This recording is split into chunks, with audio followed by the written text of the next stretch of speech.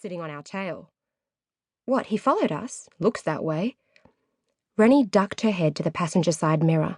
I can't see him. How close is he? Close enough for a nosebleed if I hit my brakes. The kid wasn't just a smartass now, he was dangerous, his right-hand tyres drifting into the oncoming lane of the narrow, winding road. Max's fingers tightened around the wheel. Anger firmed his jaw. He didn't have the patience to deal with it tonight. He checked the mirror above the dash again. The small four-wheel drive was so close he couldn't see its headlights. There were two people-shaped silhouettes inside. The driver hunched forward, one hand punching sign language insults through the dark.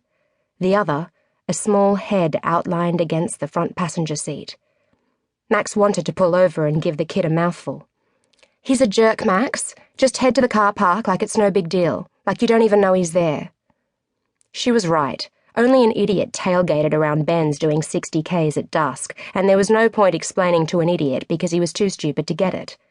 He forced his foot to stay light on the pedal, drove the long way round to the strip of small shops at 10 clicks under the limit, just to make the point.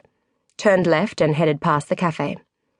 The party was already underway in there, people standing about, balloons clinging to the ceiling, a pile of gifts on a table in the window. No paying guests tonight, and no parking left out front. He turned between the newsagent and the bottle shop, and then again into the parking strip behind.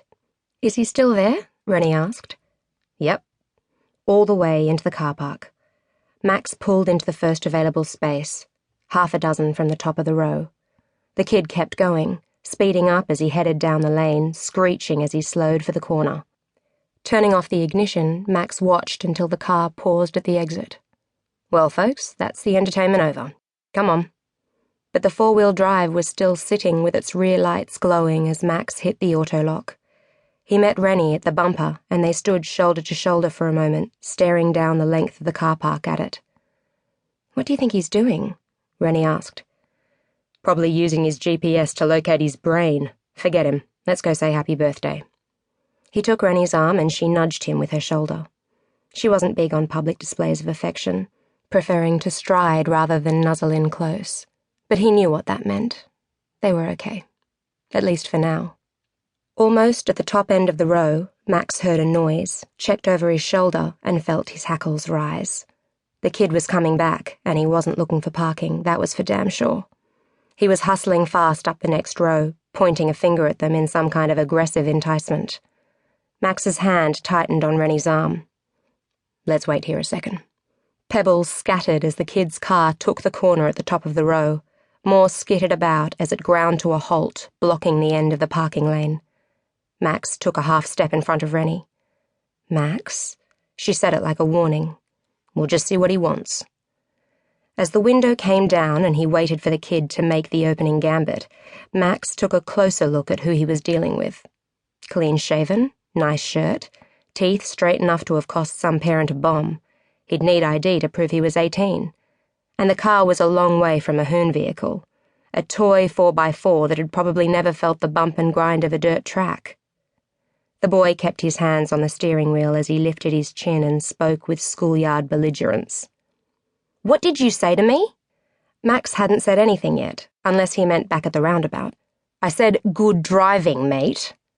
The yell was sudden and stunning with its vehemence. You're the shit driver. You could have hit me. Don't you know the fucking rules? Max hesitated. A lesser reaction and he might have met aggro with aggro, but this was way over the top. He kept his voice at conversation volume. Yeah, I know the rules. You're meant to give way to your right, dickhead.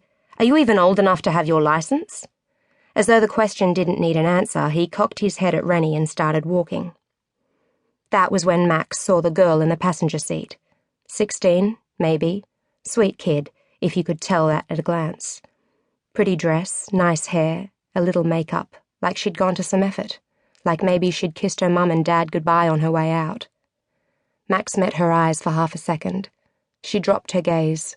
Didn't look like she was having a great time.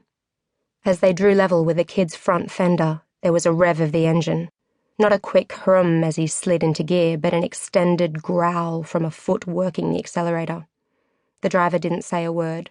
The car didn't move, but Max's skin tingled at the intended threat.